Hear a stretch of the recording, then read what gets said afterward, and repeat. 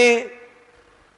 మొదటి నుంచి వాళ్ళు కోరుకున్నటువంటిది ఏంటి? మాయాజూదం ఆడటం, పాపం అరణ్యవాసాలు చేయటం, అజ్ఞాతవాసాలు చేయటం, దాంట్లో వాళ్ళు సర్వస్వాన్ని కోల్పోవటం, చివరికి రాయబారాలు చేయటం, ఒక విచిత్రమైనటువంటి వ్యవహార శైలి, ఒక విచిత్రమైనటువంటి సమాజ స్థితి, ఒక విచిత్రమైనటువంటి రాజరికం అప్పుడుంది.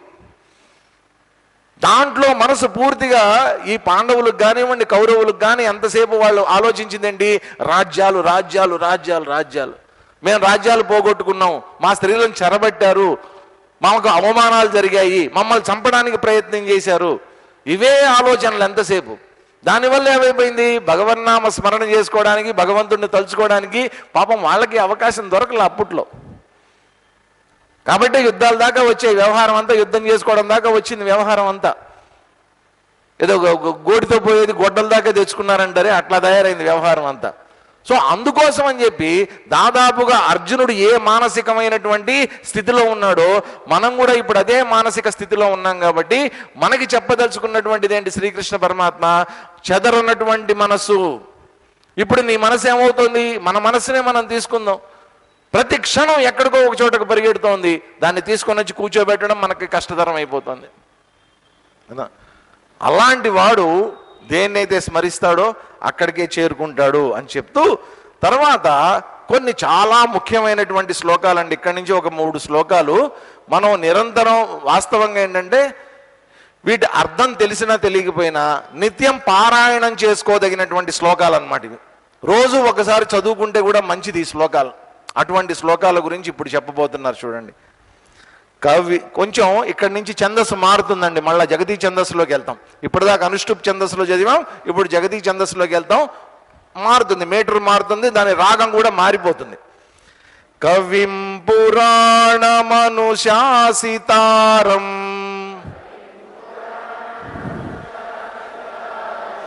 అణోరణీయాం సమనుస్మరేద్యః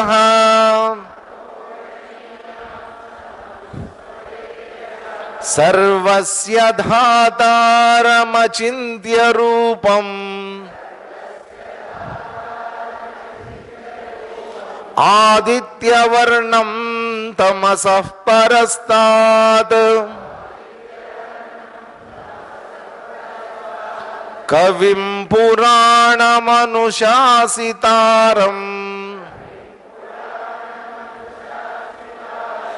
అణోరణీయాం సమనుస్మరేద్యః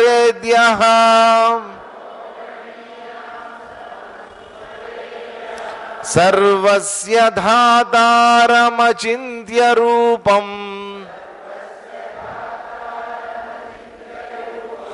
ఆదిత్యవర్ణం తమసః పరస్తాద్. వీటిని ఏమంటారు అంటే పెద్దలు మహాత్ములు ధ్యాన శ్లోకాలు అంటారు. అంటే భగవంతుడిని మనం స్మరించుకోవడానికి, భగవంతుడిని గుర్తు చేసుకోవడానికి ఏదో ఒక ఆధారం అనేటువంటిది, ఆలోచన అనేటువంటిది నా లోపల రావాలి కదండి. కాబట్టి ఆ ఆధారానికి, ఆ ఆలోచనకి ఆధారభూతమైనటువంటి శ్లోకాలు ఏవైతే ఉన్నాయో ఇవి. కాబట్టి దీంట్లో చెప్తున్నటువంటివన్నీ కూడా ఏంటంటే ఆ పరమాత్మ యొక్క లక్షణాలు ఇవన్నీ కూడా. ఆ లక్షణాలని కనుక మనం స్మరిస్తూ నెమ్మదిగా ఆలోచించడం మొదలు పెడితే ఒకటి మనకి లభించేటటువంటిది ఏంటంటే మానసికమైనటువంటి శాంతి. నిరంతరం మనకి మానసికమైనటువంటి శాంతి మొదట లభిస్తుంది. రెండోది ఏంటంటే ఈ మానసికమైనటువంటి శాంతి పొందినటువంటి మనస్సులోకి భగవంతుడి యొక్క ప్రతిబింబం చక్కగా రిఫ్లెక్ట్ అవుతూ ఉంటుంది. ఎందుకని? ఇవన్నీ భగవంతుడి యొక్క లక్షణాలు కాబట్టి. అందుకోసం అని చెప్పి ఇటువంటి శ్లోకాలని బాగా అప్పుడప్పుడు గుర్తు చేసుకొని వీటి మీద మనం రిఫ్లెక్ట్ చేసుకోవాలంటే నిరంతరం మననం అనేటువంటిది చేసుకుంటూ ఉండాలి ఈ లక్షణాల గురించి. ఏం చెప్తున్నారు చూడండి. యహ కవి, కవిం అన్నారు. కవి అంటే ఏంటంటే మామూలుగా మన భాషలో కవి అంటే ఎవరు? కవిత్వం రాసేవాడు, కవిత్వం రాసేవాడు కవి. మామూలుగా ఒక నానుడి ఉంది. ఏంటో తెలుసా మీకు? అది నానుడి ఏంటంటే రవికాంస్ అనేది కవికాంసున్ అంటారు. మామూలుగా ఏంటంటే సూర్యుడు చూడలేనటువంటి ప్రదేశం ఏది లేదు ఈ ప్రపంచంలో కదా. సూర్యుడు అంటే ఎవరు? రవి. సూర్యుడు చూడనటువంటి ప్రదేశం ఈ భూమండలం మీద అసలు ఎక్కడా లేనే లేదు. రవి కాంచనటువంటి ప్రదేశం అంటూ ఏదన్నా ఉందా? ఏమీ లేదు. కానీ కాంచనటువంటి ప్రదేశం ఒకవేళ ఏదన్నా ఉన్నా కానీ దాన్ని కవి కూడా చూడగలుగుతాడట.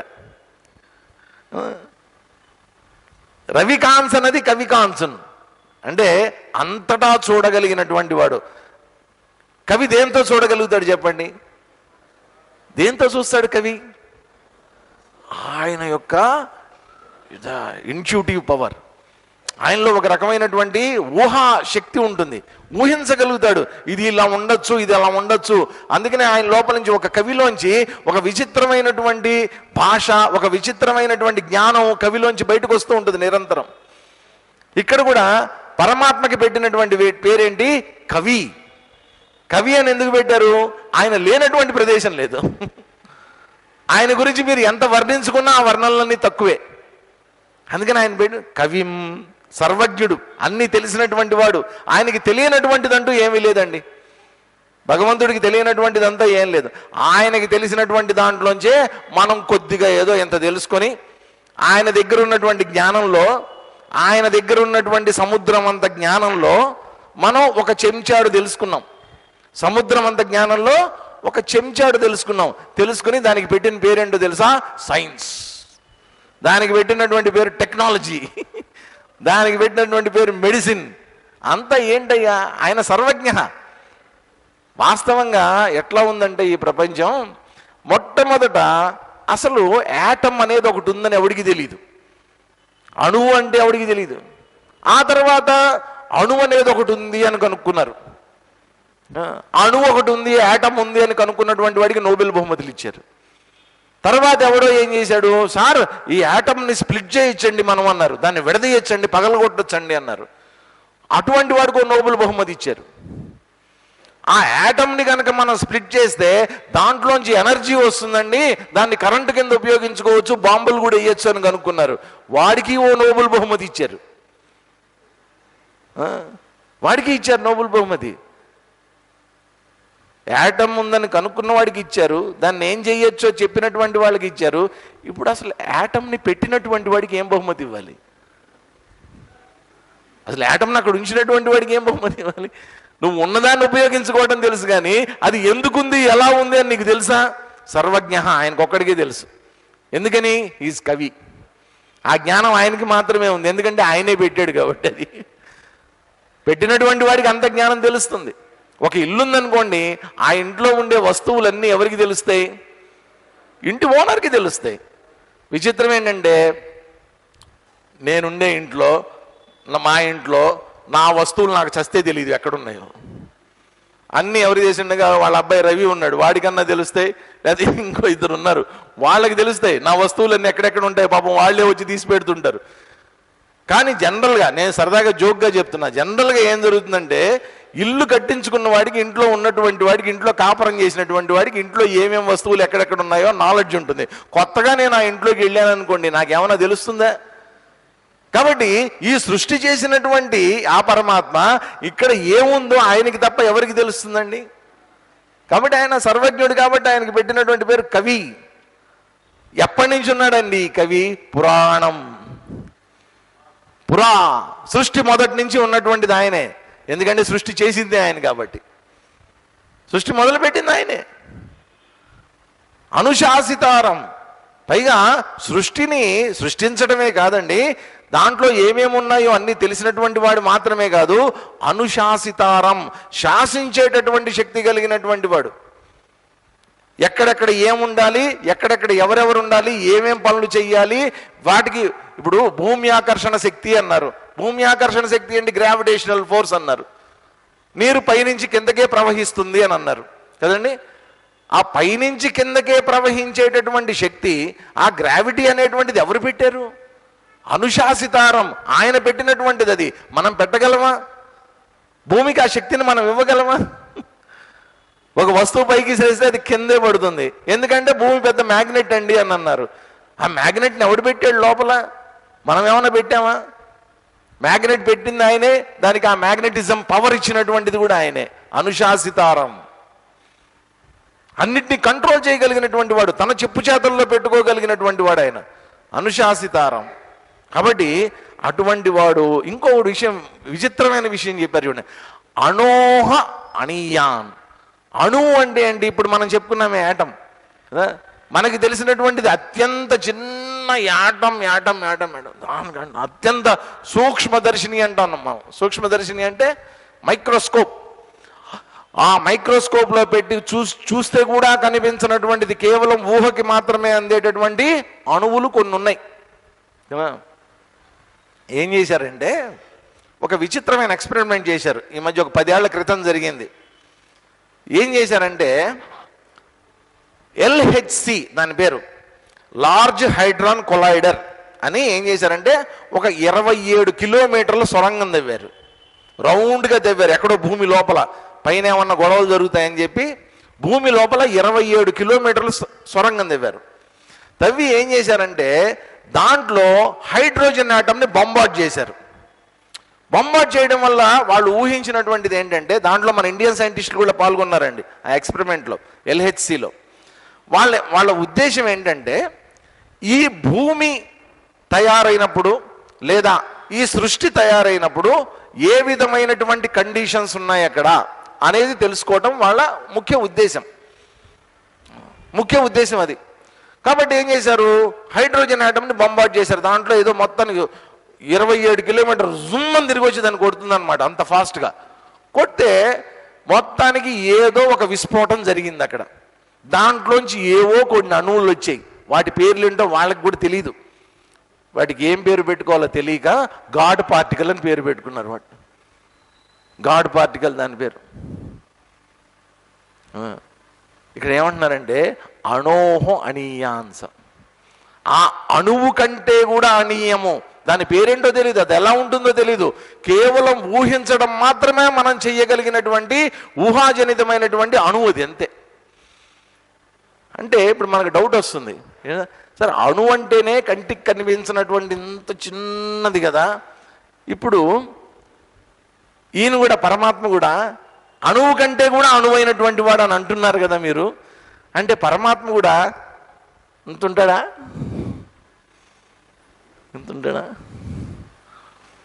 ఒకటే గుర్తుపెట్టుకోండి, ఒక అణువుని మనం బొంబార్డ్ చేస్తేనే ఒక కంట్రీ ఎగిరిపోతుంది, ఒక దేశం లేచిపోతుంది అన్నమాట. మీకు గుర్తుంది కదా, హీరోషిమా నాగసాకిలు ఏమయ్యాయి? అమెరికన్స్ ఆ రోజు వేసి పారేశారు, the first and last atomic bomb. అంత చిన్న అణువులోనే అంత శక్తి ఉంటే దానికంటే అణువైనటువంటి, దానికంటే చిన్నదైనటువంటిది అణువులో ఎంత శక్తి ఉండాలి? ఆ విస్ఫోటమే ఇప్పుడు మనం చూస్తున్నటువంటి ఈ గెలాక్సీలు, ఇక్కడ మన చేత తెలియబడుతున్నటువంటి మన హబుల్ టెలిస్కోపులతోటి మన ప్రపంచంలో ఇప్పుడు చూస్తున్నటువంటి సూర్యులు, ఈ పాలపుంతలు, నక్షత్రాలు, ఇవన్నీ ఏవైతే ఉన్నాయో అది ఆయనలోంచి వచ్చినటువంటి ఆ విస్ఫోటం. అలాంటి అణుశక్తి కలిగినటువంటి వాడు అణోహ అణీయాంశం, సుసూక్ష్మం అని చెప్పడం. ఎప్పుడైతే సూక్ష్మమైందోనండి, ఎప్పుడైతే సటిల్ అవుతూ వచ్చిందో దానికి శక్తి పెరుగుతూ వస్తుంది. స్థూలమైన కొద్దీ దాని శక్తి తగ్గిపోతుంది, సూక్ష్మమైన కొద్దీ దాని శక్తి పెరుగుతూ వస్తుంది అన్నమాట.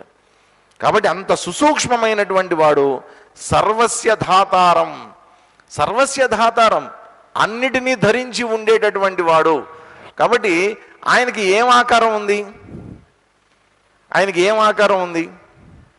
ఏ ఆకారంలో ఉంటాడు పరమాత్మ? ఇప్పుడు మనం ఏం చేసామంటే ఒక గ్లాస్ తీసుకున్నాం, చిన్న కాఫీ గ్లాస్ ఉంటుంది చూసారు ఇంట్లో, చిన్న కాఫీ గ్లాస్. ఒక కప్పు తీసుకున్నాం, ఇట్లా బౌల్ లాంటి కప్పు తీసుకున్నాం. ఒక గిన్నె లాంటిది తీసుకున్నాం, పెట్టాం.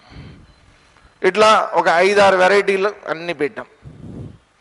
పెట్టిన తర్వాత అన్నిట్లో నీళ్లు పోసాం. నీళ్లు పోసిన తర్వాత డీప్ ఫ్రీజర్లో పెట్టాం. డీప్ ఫ్రీజర్లో ఫ్రిడ్జ్లో డీప్ ఫ్రీజర్ ఉంటుంది కదా పైన, దాంట్లో పెట్టాం. పెట్టిన తర్వాత ఒక 3-4 గంటల తర్వాత ఏం చేసాం, అన్నీ బయటికి తీసాం. బయటికి తీసిన తర్వాత అన్నిటినీ బోర్లించాం. అన్నిటినీ బోర్లించాం. బోర్లిస్తే ఏమవుతుంది? ఏం పడుతుంది దాంట్లోంచి? ఆ ఐసు ఏ ఆకారంలో ఉంటుంది? వెజల్ అంటే అక్కడ ఉన్నటువంటి పాత్ర ఏ ఆకారంలో ఉంటే ఆ ఆకారంలో ఉంటుంది. ఇప్పుడు గ్లాసులో ఉన్నది మాత్రమే ఐస్ అండి, కప్పులో ఉన్నది ఐస్ కాదు అని అనగలరా మీరు? గిన్నెలో ఉన్నటువంటిది ఐస్ కాదు అది అనగలరా? అన్ని తీసుకొని వచ్చి ఒక పెద్ద బేసిన్లోకి పూసాం అనుకోండి, అన్నిటినీ దాంట్లోకి వేసేసాం. తర్వాత ఏమవుతుంది? అంతా కరిగిపోయి మళ్ళీ ఏమవుతుంది? మళ్ళీ నీళ్ళే అవుతుంది. అన్నీ మళ్ళీ నీళ్ళు అయిపోతాయి. నీళ్లలోంచి వచ్చినటువంటి ఆకారాలన్నీ మళ్ళీ ఎక్కడికి వెళ్ళిపోతాయి? నీళ్లలోకి వెళ్ళిపోతాయి. సర్వస్య దాతారం, అన్ని ఆకారాలు ఆయనలోంచే వస్తున్నాయి. అందరిలో ఉన్నటువంటిది ఆయనే.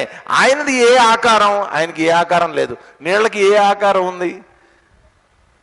ఏ పాత్రలో పోస్తే ఆ పాత్ర ఆకారం తీసుకుంటుందే తప్ప దానికి ఆకారం అనేటువంటిది లేదు కదా. పరమాత్మ కూడా అంతే. దేంట్లో ఉంటాడు ఆయన? నా లోపల ఉన్నంత కాలం ఆత్మ విధానంద ఆకారాన్ని సంతరించుకున్నాడు ఆయన. మీలో ఉన్నంతకాలం మీ ఆకారాన్ని సంతరించుకుంటాడు. గాడిదలో ఉంటే గాడిద ఆకారాన్ని సంతరించుకుంటాడు.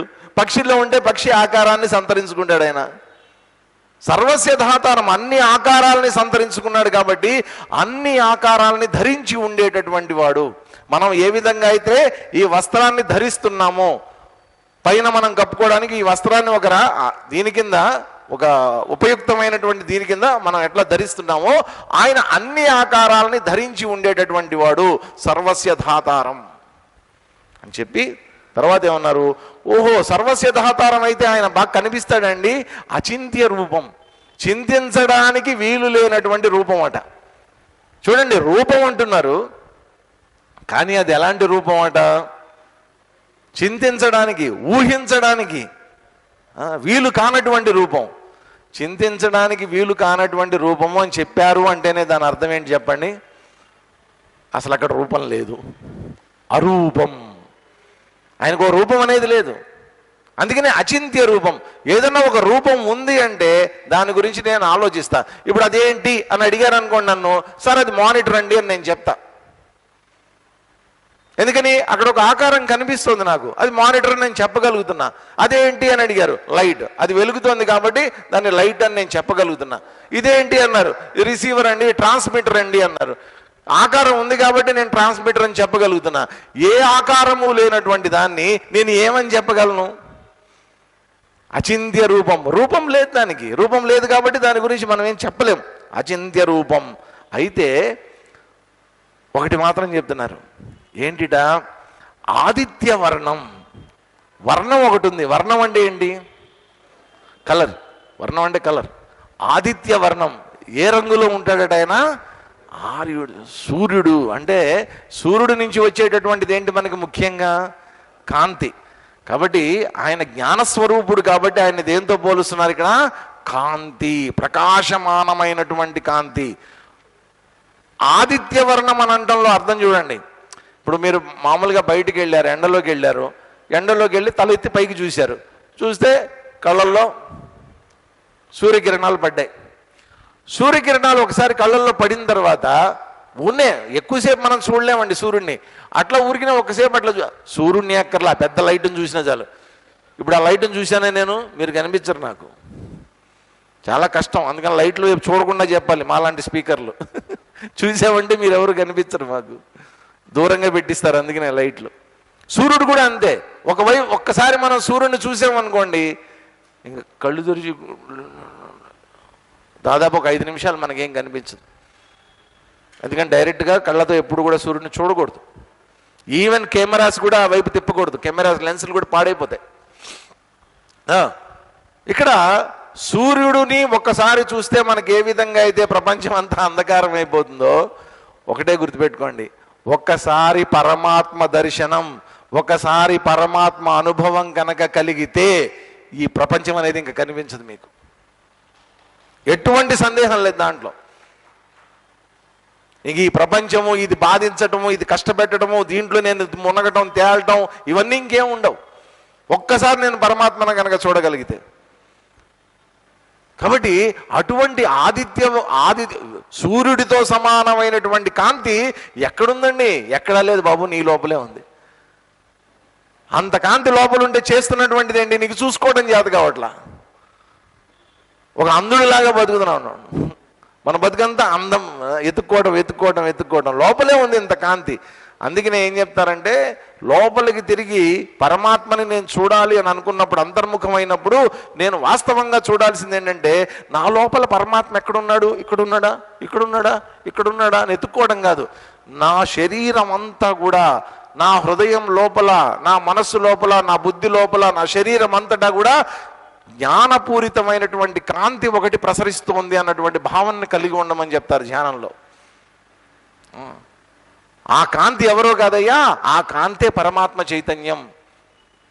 ఆదిత్యవర్ణం తమసః పరస్తాత్, తమస్సు కంటే కూడా ఆవల ఉన్నటువంటిది, అజ్ఞానానికి ఆవల ఉన్నటువంటిది. అజ్ఞానం నుంచి తరించిన తర్వాత కలిగేటటువంటి జ్ఞానపూరితమైనటువంటి కాంతి అది. అందుకోసం తమసః పరస్తాత్ అని చెప్పారు. తర్వాత ఏం చెప్తున్నారు చూడండి, ఇన్ని లక్షణాలు, అద్భుతమైనటువంటి లక్షణాలు పరమాత్మ గురించి చెప్తుంటే, ఇవన్నీ మనం ఒకసారి కేవలం చదివి విని వదిలేయటం కాదండి. దయచేసి పుస్తకాలు ఉన్న వాళ్ళు ఇంటికి వెళ్ళిన తర్వాత ఒక్కసారి ఈ లక్షణాలన్నిటి గురించి పుస్తకం తీసి ఒక్కసారి, ఎక్కువసేపు వద్దండి, ఒక్కసారి ఆలోచించి పుస్తకం మూసేసి పడుకోండి. రాత్రి పడుకునే ముందు ఒక్కసారి అంతే. ప్రయాణకాలే మనసాచలేనా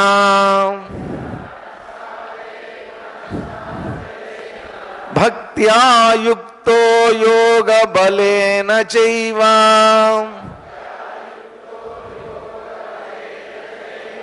భ్రువోర్మధ్యే ప్రాణమావేశ్య సమ్యక్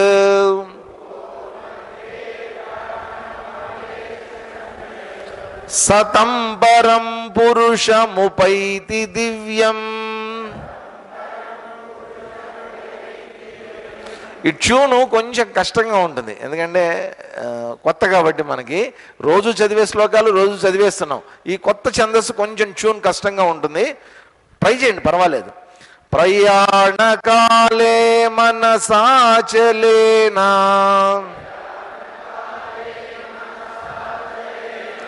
భక్త్యా యుక్తో యోగ బలేన చైవ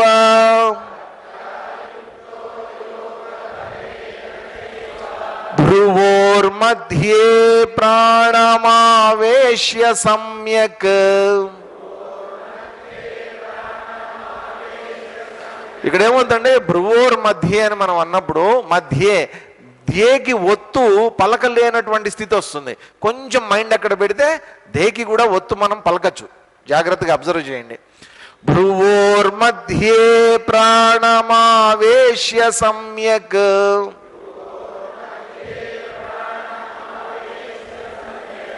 సతం పరం పురుషముపైతి దివ్యం.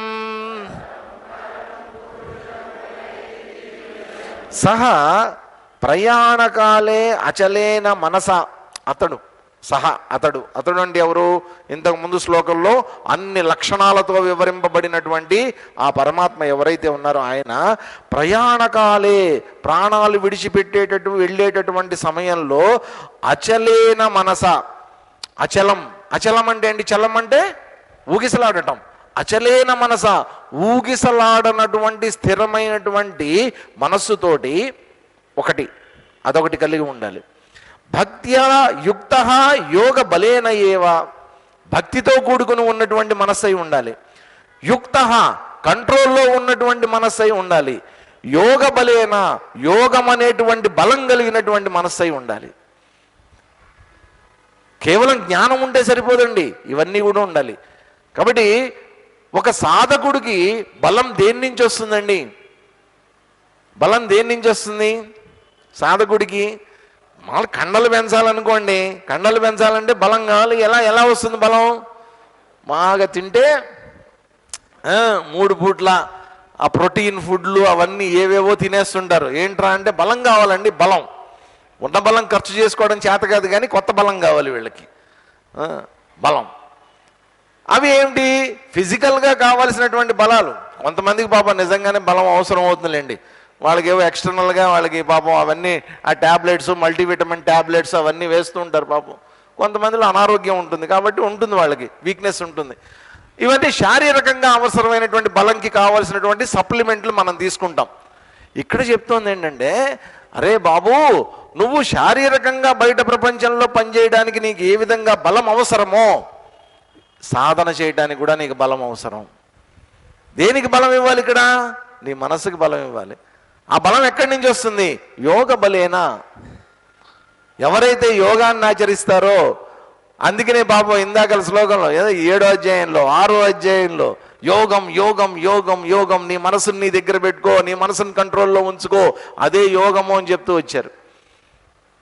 ఆ యోగం అనేటువంటిది ఏం చేస్తుందంటే, ఆధ్యాత్మికంగా ప్రగతి సాధించాలనుకున్నటువంటి సాధకుడికి అద్భుతమైనటువంటి శక్తిని, బలాన్ని ఇస్తుంది. యోగ బలేనా. కాబట్టి ఇక్కడ ఏం చెప్పారు? భక్తి అనేటువంటిది నీకు బలాన్ని చేకూరుస్తుంది. యుక్తి అనేటువంటిది, యుక్తము అన్నారు, భక్తి యుక్తి. భక్తి అంటే భగవంతుణ్ణి, ఆయన యొక్క లీలల్ని గుర్తించి ఆయన్ని నిరంతరం స్మరించుకోవటం భక్తి. యుక్తి అంటే ఏంటి? మానసికంగా ఆయనకి దగ్గర అవ్వటం, మనసుతోటి ఆయనకి దగ్గరగా ఉండగలగటం. యోగం అంటే ఏంటి? అసలు ఆ మనస్సుని మనం తయారు చేయటం, ముందు దాన్ని శక్తివంతంగా తయారు చేయటం.